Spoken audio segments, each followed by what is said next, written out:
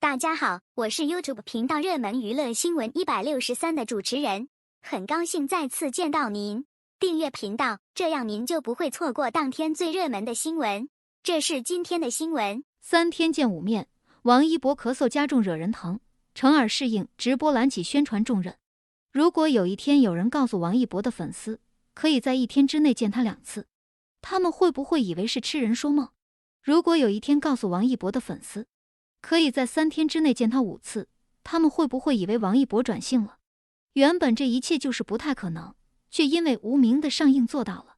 大年初一，无名就要上映的事情，已经有越来越多的人知道了。如今的预售票房也超过了6000万，一直处在领跑春节档的位子上，可以说是全网观众都期待的一部好片子了。不过再好的作品也是需要宣传的。无名剧组经历了主演王一博自己宣传，制片人、导演、主演齐上，全体演员一起出席发布会之后，大家也是发现，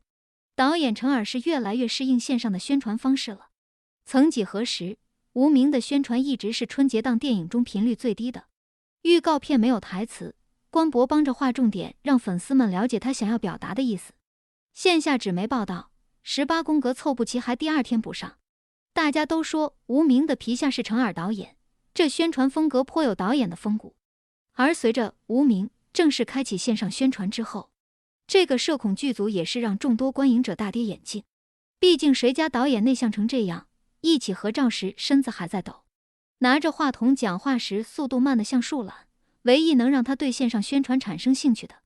就是在李佳琦直播间10万张票一瞬间卖出时，他才感受到直播确实比登报有用。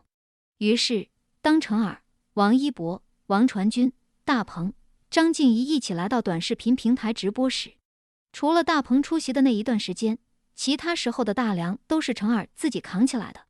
也许是这一次主持人问的问题都是与拍摄电影有关，而非对电影的期待以及为何要选择王一博等演员，这与导演的专业不谋而合，被问及自己擅长的问题才能够侃侃而谈。总之，社恐成耳已经可以面对镜头不再紧张，而是一次又一次的要求主持人再上库存了。1个半小时不到的短视频直播，累计观看人数到达1000万，这其中有多少人是冲着王一博来的不言而喻。然而令很多人失望的是，这么长时间的直播过程中，王一博说的话并不多，反而一直在咳嗽，严重时还转过身去。其实从他结束湖南台小年夜活动后参与宣传时就有咳嗽了，那时的症状并不严重，而这3天来连续辗转，让王一博本就没有大好的身体又加重了。看到这样的王一博，粉丝们又怎么会不心疼呢？即使参与直播并没有说多少话，但王一博必须在现场，因为他才是收视的保障。从15日开始，王一博就随着剧组不停地进行宣传，从湖南到上海，从上海到北京，从现场表演到开发布会到参加直播间，